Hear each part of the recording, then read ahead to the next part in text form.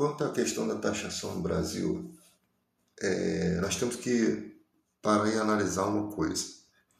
Nós temos um presidente americano que ele não joga conforme as regras.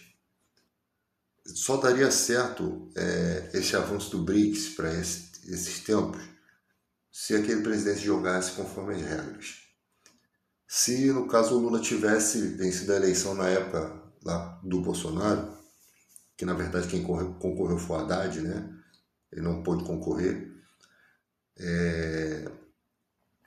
Talvez ali, com outro presidente Biden, poderia ter avançado com os BRICS, tá?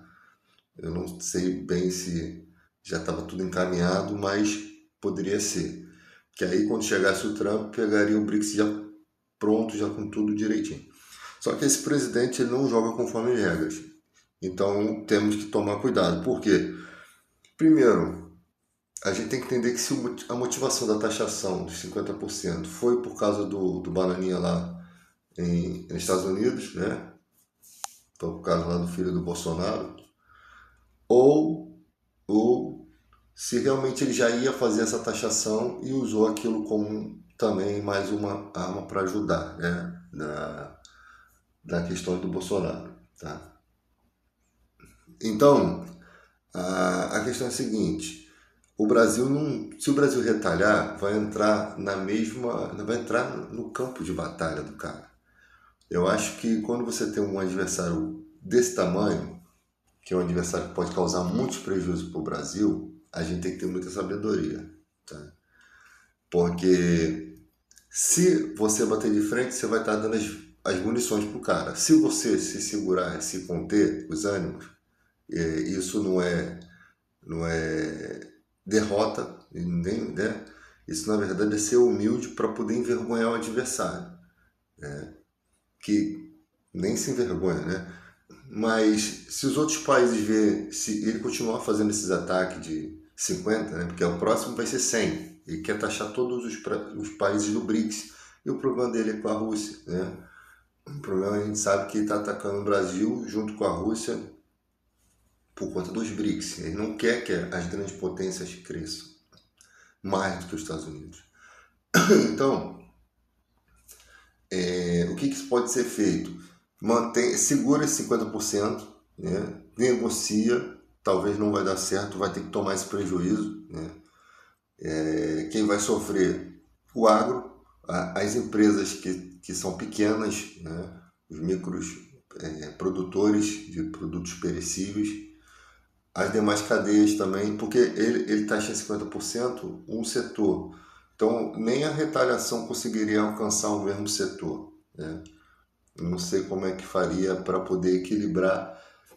Caso eles fizessem a lei da reciprocidade, eles iam taxar setores específicos e estratégicos.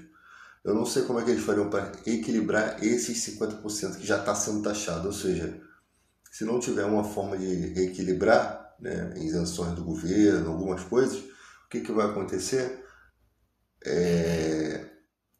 Não vai ter como aquele setor receber os recursos, né? Não vai ter como. Então, o conselho é segurar, porque a gente tem um cara feroz do outro lado, que ele não está preocupado com nada, com leis. Tu vê que ele atacou lá o Irã lá da forma que ele quis, ele não respeitou nada, e ele está controlando todos os Estados Unidos. Ele controlou, ninguém consegue se voltar nem dentro da nação dele, ele controlou o país. Porque lá o voto é diferente, não é o voto direto como no Brasil, entendeu? Então ele tirou os poderes das instituições estrategicamente, comprando as pessoas. O cara que é bilionário, ele sabe muito bem fazer isso. Ele vai dar um show em cima da gente. Por quê? Porque o cara é acostumado a fazer negócio, o pai dele tinha empresas, então ele sabe como é que controla o mercado, ele sabe como é que controla as coisas. Inclusive, toda vez que ele fala alguma coisa que a bolsa de valores vai disparar ou vai cair, tem gente que já recebe essas influências, ganha o dinheiro ali nessa negociação, né? Um tráfico, meio de tráfico de influência, ganha essa informação privilegiada, investe, né? O cara tem essa capacidade e ninguém sabe quem é a pessoa, mas possivelmente está ligado a ele. Possivelmente é alguém do grupo dele, né? Então, ou pode ser alguns desses empresários ligados, alguma dessas pessoas ligadas àquelas empresas que fecham com ele. Ou até o Elon Musk, né? A gente não sabe, porque ele saiu de jogada assim muito estranho, em briga, parece até um disfarce, né?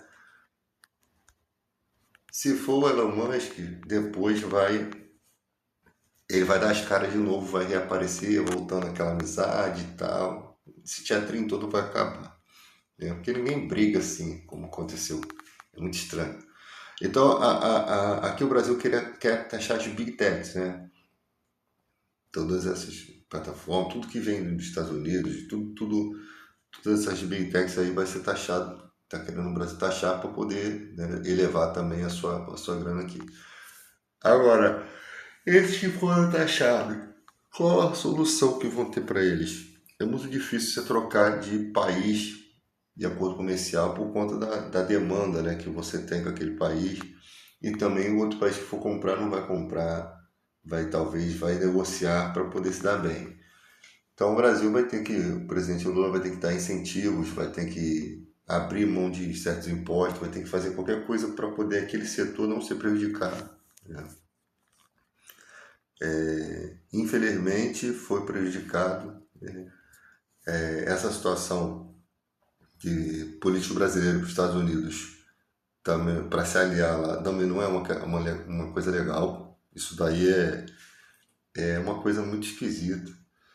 Eu sei que o cara tá fazendo tudo isso aí para proteger o pai dele. Talvez qualquer um de nós faríamos uma loucura dessa, né?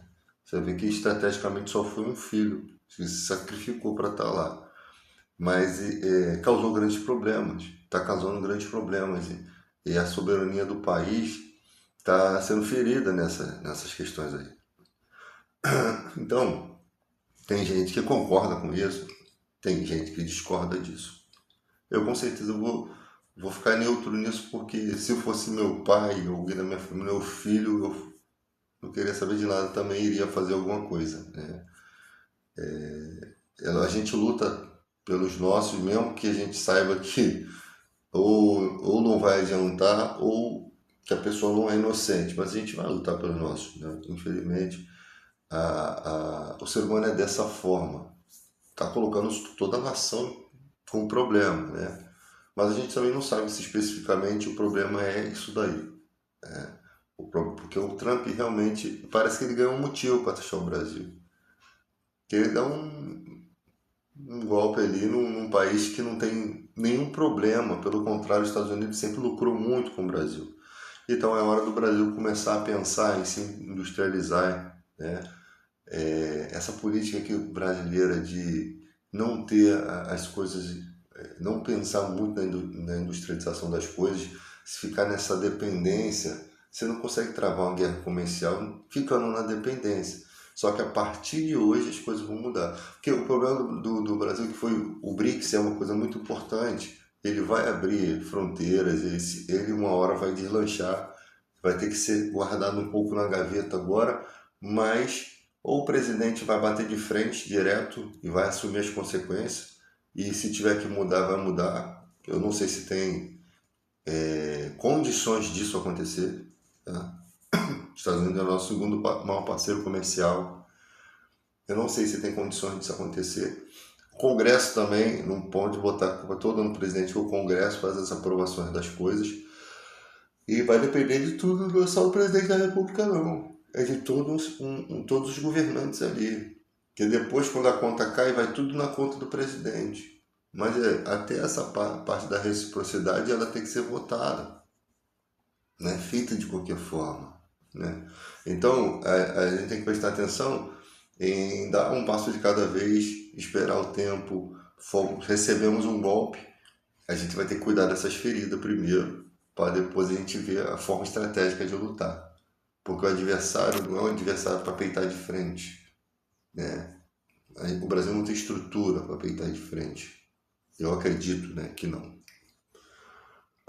Um país que tem estrutura talvez seja pior, porque quando você não sofre as questões econômicas, o cara usa da força da guerra, né?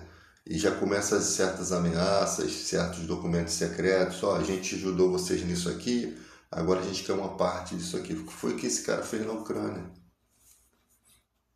O Zelensky chegou a bater de frente, né, por conta de questão de moral, mas depois cedeu.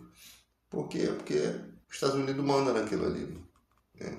Infelizmente, eles estão há muitos anos fazendo guerras e arrumando encrencas, né? Ninguém detém eles, ninguém detém. E talvez nem seja bom deter, né? Porque também ficar na mão do Oriente, uma zona que a gente não conhece, é o Oriente. Na mão do Ocidente, os nossos problemas são financeiros, né? E até aqui deu para consertar as coisas. O problema é que, biblicamente falando, né, nós chegamos a esse ponto de um mundo ser comercializado por conta de profecias bíblicas, né, para quem acredita, que as armas de guerra serão transformadas em armas de arado, né, de plantio. Então, hoje em dia, nós temos um mundo em paz por conta dos acordos comerciais. A quebra desses acordos é uma quebra de um mandamento de Deus.